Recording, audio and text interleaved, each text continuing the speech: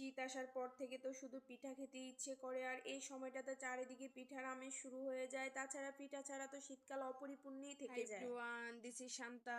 Welcome to my another blog video, Shanta lifestyle. এখন তো কিছুদিন পর পর আপনাদের ভাইয়া বায়না ধরে পিঠা খাওয়ার জন্য, তাও আবার আজকে বায়না ধরেছি ক্ষীর পাটিসাপটা খাবে। কি আর করার, সে খেতে চেয়েছে, আমাকে তো তার আবদার পূরণ করতে হবে। পিঠা বানানোর জন্য চালের গুঁড়া দিয়েছি 1 বাটি আর ময়দার গুঁড়া দিয়েছি 1/2 বাটি। পিঠা খুব অল্প করেই বানাবো, কারণ আমি পিঠা খেতে তেমন পছন্দ করি না। আপনাদের ভাইয়া একটু পিঠা খেতে পছন্দ করে, তাছাড়া আমরা দুজন মানুষ, বেশি পিঠা বানিয়ে কি করব। আমি কিন্তু তেমন ভালো পিঠা বানাতে পারি না, কিন্তু যতটুকু পারি আর যেমনই বানাই এটি আপনাদের ভাইয়া অনেক খুশি হয়। আমার কাছে তো আমার হাজবেন্ডের খুশিটাই সব। আমি এমন একজন মানুষ যে আমার হাজবেন্ডকে দেখতে পারবে না, আমি তার পাশ দিয়েও হাঁটতে রাজি না। তাছাড়া আপনাদের ভাইয়া খুবই যত্নশীল একজন মানুষ, সব সময় সবকিছু খাওয়ার কথা বলেও না। মাঝে মাঝে বলে যখন দেখে আমার শরীর একটু ভালো কিংবা কাজের প্রেশার একটু কম, তখনই কেবল কিছু খাওয়ার কথা বলে। আমার আম্মু কিন্তু বাসায় অনেক বেশি পিঠা বানায়, আর আম্মুর হাতের পিঠা খেতে কিন্তু অনেক মজা। এখন থেকে আস্তে আস্তে চেষ্টা করবো আম্মুর মতো পিঠা বানানোর। একটু রেডি করা শেষে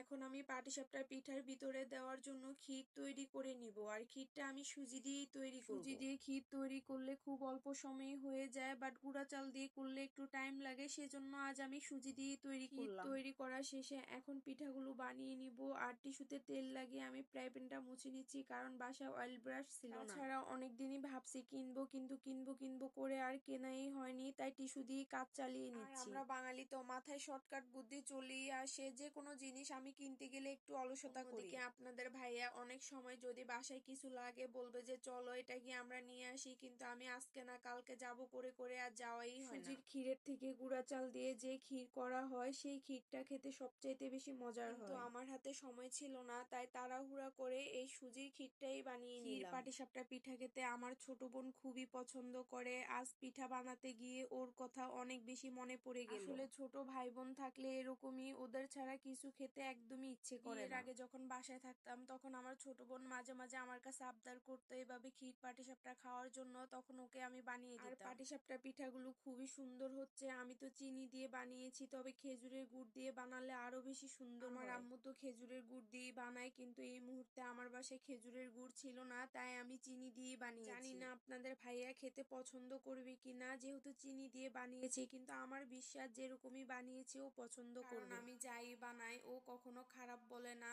আর হাজবেন্ডের থেকে সুনাম পাওয়াও কিন্তু সব মেয়েদের ভাগ্যে জোটে না। পাটিসাপটা পিঠাগুলো একদম নরম হয়েছে। বানানোর আগে আমি তো খুব টেনশনে ছিলাম যে কেমন না কেমন হয়। এই তো আমার পিঠা বানানো শেষ, এখন আপনাদের ভাইয়াকে খেতে দিব, দেখি উনি খেয়ে কি বলে। আমি জানি যে উনি খেয়ে অবশ্যই ভালোই বলবে। পিঠাগুলো খেতে নাকি অনেক বেশি মজার হয়েছে, আর একটু নরম হওয়ার কারণে নাকি আপনাদের ভাইয়ার কাছে বেশি ভালো লেগেছে। আজ এই পর্যন্তই আমার ভিডিওটি। যদি আপনাদের ভালো লেগে থাকে অবশ্যই লাইক কমেন্ট শেয়ার করতে ভুলবেন না। দেখা হবে পরবর্তী কোনো ভিডিওতে। Tata and take care.